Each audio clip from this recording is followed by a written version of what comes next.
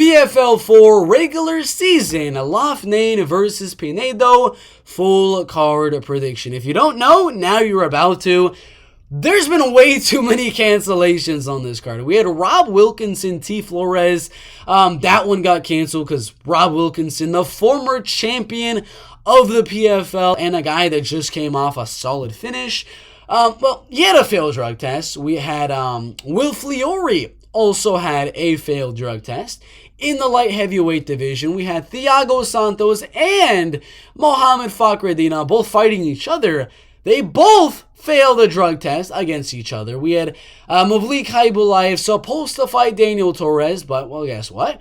He had a failed drug test. And then we had Alejandro Flores, Marlon Moraes, and Alejandro Flores just withdrew.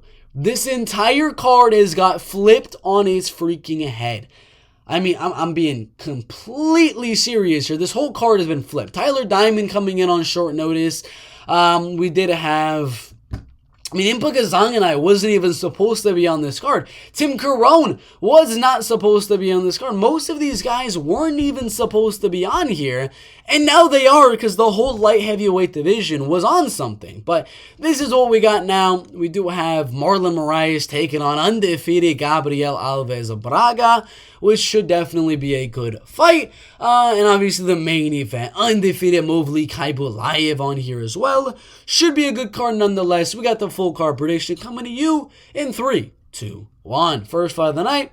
In the featherweight division, Alexei Pergande and Akeem Bashir. In the featherweight division, 22 years old for Alexei and, well, 35 for Akeem Bashir. Akeem has some good submission wins on his record. But if you know anything about Akeem, he's mainly a striker. I mean, he's not going out there to take down Alexei Pergande and get a submission. That might be what it looks like, with a lot of submissions on the amateur career and a few on his professional MMA career. But he's probably going to go out there and try to strike with Alexei Pergande in this fight. And Alexei Pergande is probably going to strike for a little bit in this fight, but mostly try to mix in that wrestling, mix in that grappling. 3 submission wins as an amateur, then a TKO win. Got a nice arm triangle on the contender or the challenger series, and then a decision win on Alves, LeBron, Quiles. Now, I do believe they're just setting up good wins for Alexei Pergande to potentially compete on next year's season of the PFL featherweight division. And as of right now, I think they're just building up his record. He's a better wrestler, better grappler, and his striking really is not all that bad. I do believe Alexei grinds this one out, gets close to a submission, but wins a good unanimous decision. Brandy, Hester, and Montes in the featherweight division. I do have Montes winning this fight by unanimous decision. Brandy Hester is mainly a striker here. She has not had any MMA fights, not amateur, not professional, but she does have a very, very solid striking game from what I know about her. But that's all you're really going to know about. She's 0-0 as an MMA fighter, as an amateur, and as a pro. And I think they're just setting up a good win for Montes. And I just did say a decision win for Montes, but I'm gonna change that a little bit here. I think Montes takes this fight down, controls on top of Brandy Hester, gets the back of Brandy Hester, lands some good ground and pound, and sinks in a rear naked choke submission in round number 2. Taylor Johnson and Andrew Sanchez in the light heavyweight division. Do have this fight going to a decision. I think Taylor will have his moments. Or maybe early on in this fight, maybe later on in the fight, possibly hurting Andrew Sanchez a little bit here. But I think Andrew Sanchez is going to do what he always does and grind and grind and grind to get his decision win. And in round 1, Andrew is going to land those takedowns, grind on top of Taylor, land some good ground and pound, win round number 1. Same thing in round number 2. And then I got comeback time for Taylor Johnson in round number 3, but it's not going to be enough. 29-28 decision win for Andrew Sanchez. Impa Kasanganay and Tim Caron in the light heavyweight division. Impa is younger, he's not as big, but he is lengthier than Tim Caron in this fight. Coming off some good finishes recently over Osama El Saidi on the Challenger Series and Jared Gooden inside of XMMA. Only losing to Joaquin Buckley in a fight he was actually winning beforehand. A good win on, a good loss. Good fighter to lose to, that's what I'll say, to Carlson Harris, and then a split decision to Raymond Magomedaliev, who is 100% UFC caliber. And now he's fighting Tim Caron after beating Corey Hendricks earlier on in the year, using some good wrestling and grappling in that fight, and actually striking Corey Hendricks as well. Tim Caron, it kind of comes down to his chin. He hasn't been knocked out recently, lost a decision in Darius Flowers, TKO against Kyle Stewart, but that was about 3 years ago. Submission loss to Jordan Young as well. Personally, I think this one goes all the way. I do believe Tim Caron can hang with Impa Kasanganay for 3 rounds here, but I think Impa's going to be too much of a better striker here. Outstriking Tim Caron for 3 straight rounds. Maybe some wrestling and grappling will be mixed in every now and then during the fight, but for the most part, it should be a striking match, and if it is, Impa is the better guy here. He's just... I know a lot of people want to say, oh, the Jared Gordon finish, oh, the Osama El Saidi finish. These aren't necessarily the most legit guys. Osama's been finished before, right there. Is not necessarily the best striker inside the UFC. And even Jared Gooden, right there. He gets finished a lot as well. Before his UFC career, got knocked out a lot in round number 1. So I do have this one going all the way. Impa Kasanganay by a unanimous decision. Chris Wade and Ryoji Kudo in the featherweight division. You guys already know what I am about to say. We saw what Ryoji Kudo was able to do in his last 2 fights to Bubba Jenkins and Movlid Khaybulaev. It's kind of what I see happening here with Chris Wade as well. Chris is a very good kickboxer at range, able to land some good shots on opponents coming in, good counters, good kicks. But the main thing here, fighting a guy like Ryoji Kudo, and given the fact that Ryoji does have some very, very good power in his hands, the game plan for Chris Wade is 100% to mix in the wrestling, to mix in that grappling. And that's what he's going to do. He's going to keep the striking as even as he can, mix in the wrestling, mix in that grappling, and overall, I'm going to go Chris Wade by a unanimous decision. T. Flores and Dan Spohn in the light heavyweight division. Quick disclaimer before we get into this prediction. T. Flores just missed weight by 5 pounds. So if you're watching this fight card tomorrow and you don't see T. Flores versus Dan Spohn on the card for whatever reason, that's probably why. This man literally missed weight for the light heavyweight division by a full 5 pounds.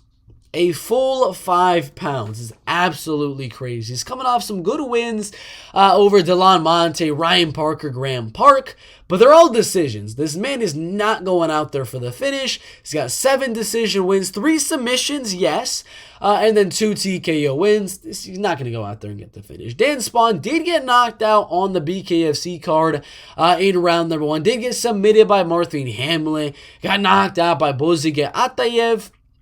I don't really care. This fight's going all the way. I got this one going to a decision, and I do believe that Dan Spohn's takedown defense is a little bit lackluster. T. Flores will be landing those takedowns and just grind and grind and grind. T. Flores by a unanimous decision. Marlon Moraes and Gabriel Alves Braga in the featherweight division. Moraes is on a 4-fight losing streak. He's not as tall, he's not as lengthy, he's not as big, he's not as young as Gabriel Alves Braga. Gabriel is undefeated, coming off a solid win on Jesus Pinedo, where he was a good underdog in that fight.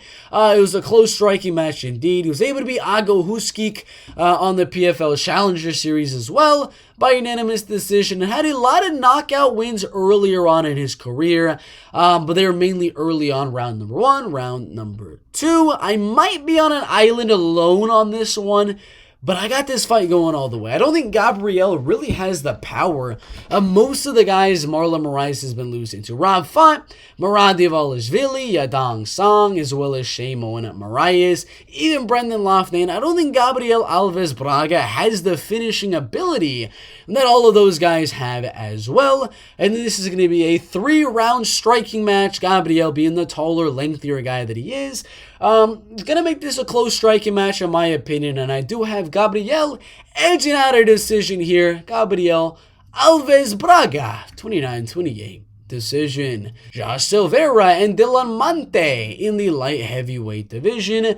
I do have Josh Silveira by submission at the end of round number 1. I think he's going to land the takedown early on against Delan Monte. He does not like to strike too much in his fights. Able to take down Omari Akhmedov pretty fast in that fight and submit him.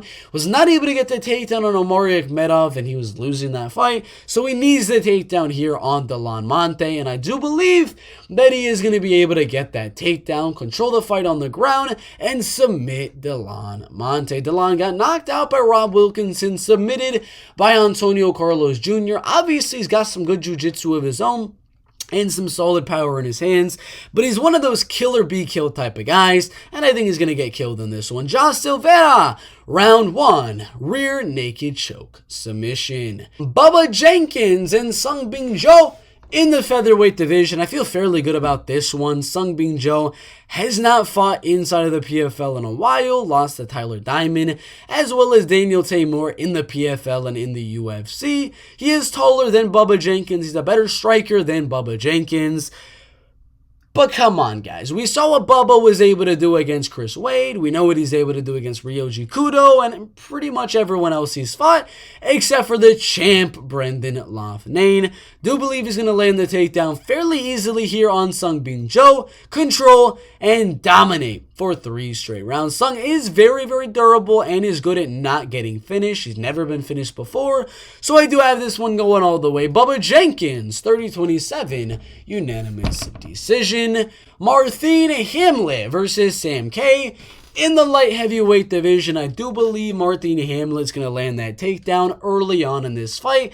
Get on top of Sam K, land some really, really good ground and pound, get the back of Sam K, and get a rear naked choke submission in round number 1, just like Josh Silveira was able to do. And if he's not able to get that rear naked, maybe he gets an arm triangle, or maybe he just keeps on ground and pounding. Either way, I got Marthin Hamlet, round number 1, by finish. Movlid, Khaybulaev, and Tyler Diamond in the featherweight division. Tyler Diamond is solid. He's got decent striking, but we saw what happened against Bryce Mitchell. We saw a little bit of what happened against Brendan Loughnane. And we know what's going to happen here with undefeated Movlid Khaybulaev beating Chris Wade, beating Ryoji Kudo, the champ, Brendan Loughnane as well, Lance Palmer, and so many other guys here in the PFL featherweight division. He destroyed Damon Jackson in 10 seconds with that jumping knee, beat Herbert Burns, and he also did beat Daniel Pinedo, who was very, very close to joining the top 15 of the UFC featherweight division. This dude, if he was in the UFC right now, would for sure be inside of the top 15, but he's not really that much of a finisher. Decision.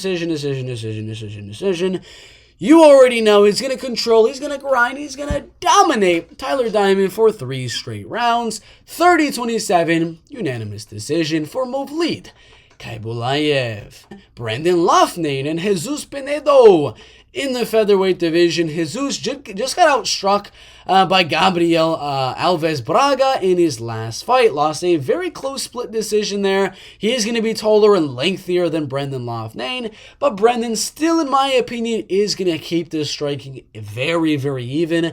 And Brendan does have far, far superior wrestling and grappling skills to Jesus Pinedo. I think he keeps it very even on the feet, possibly at some moments outstriking Jesus Pinedo in this fight. But we do know one thing about Jesus is that he does not get finished, at least recently. The last time was a 9-second knockout about 8 years ago. Before that, it was about 9 years ago in round number 2. I don't think this one's going to be a finish, especially with a guy like Brendan Loughnane, not really known for too many finishes, with his only finishes in the last 5-6 years, being against Shimon Moraes and Bubba Jenkins, as well as Marlon Moraes. So I got this fight going all the way. Brendan Loughnane by 29-28 decision on 2 judges' scorecards, and then a 30-27 on the other. That is my full card prediction for PFL 4 regular season. I got Brendan Loughnane winning, Movlid Khaybulaev, Marthin Hamlet, Bubba Jenkins, Josh Silveira, Gabriel Alves Braga, Flores, Chris Wade, Impa Kasanganay, Sanchez, Abby Montes, and Alexei Pergande. Put your predictions down below. Like and subscribe. We'll see you in the next one.